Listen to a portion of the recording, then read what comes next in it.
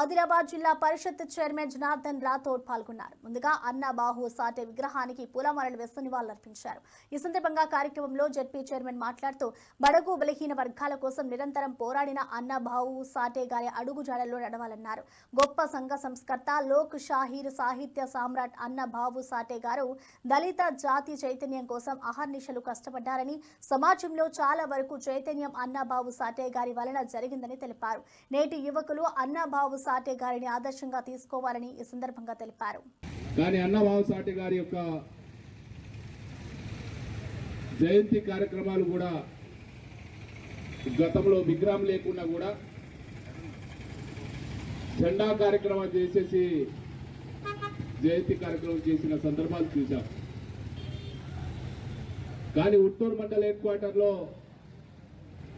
అన్నబాహు సాటే గారి యొక్క విగ్రహం ఉండాలి.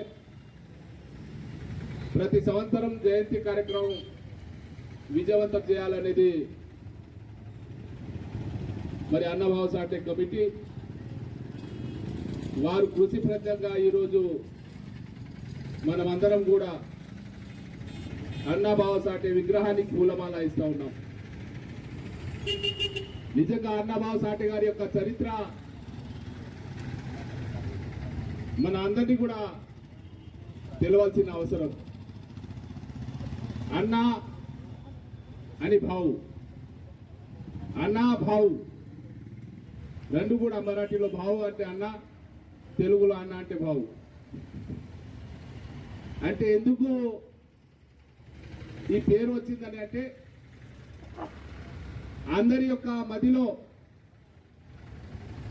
అందరి యొక్క సేవలో, అందరి కార్యక్రమంలో ఉండే అన్నబాహు సాటే వారి యొక్క చరిత్ర దేశ విదేశాలలో తన సాహిత్య రత్నం పుస్తకాలు కావచ్చు, మరి అదేవిధంగా నవలలు కావచ్చు, పేదరికాన్ని మరి ఎలా నిర్మూలించాలి, పేదరికం నుండి ఎలా బయటపడాలి, మన యొక్క సంస్కృతి సాంప్రదాయం, మానవవాళి యొక్క జీవిత చరిత్ర మరి అనేక సందర్భాల్లో వారు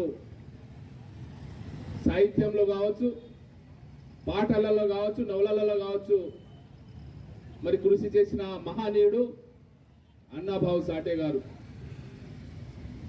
వారి పుస్తకాలు మరి అనేక దేశాలలో ఈ రోజు కూడా వారి పుస్తకం చరిత్రలో నిలిచిపోయిన రోజు. చరిత్రలో నిలిచిపోతున్న వారి యొక్క జ్ఞానం, ఆ జ్ఞానాన్ని మనం కూడా ఇంతో అంతో మన జ్ఞానాన్ని తీసుకొని మన జీవితంలో కూడా మనం ముందుకెళ్లాల్సిన అవసరం ఉంది. మరి ఇందాక పెద్దలందరూ కూడా చెప్పారు, అన్నబాహు సాటే గారి యొక్క స్ఫూర్తిని తీసుకోవాలి, అన్నబాహు సాటే గారి యొక్క కార్యక్రమాన్ని ముందుకు తీసుకెళ్లాలి. మనం ఎంతమంది వచ్చామనేది కాదు, వచ్చిన వాళ్ళే ఒక్కొక్కరు 1,00,000 మందితో సమానంగా మనం అనుకోవాలి. ఎందుకంటే గతంలో ఇక్కడ ఏదైతే కార్యక్రమం జరుపుకునేవారో కేవలం 4-5గురితో మరి కార్యక్రమాన్ని కూడా మొదలుపెట్టిన రోజు, మరి ఈరోజు 100ల మంది వచ్చేసి మరి నివాళులు అర్పిస్తూ ఏదైతే అన్నబాహు సాటే గారి యొక్క జయంతి కార్యక్రమాన్ని విజయవంతం చేస్తా ఉన్నాం.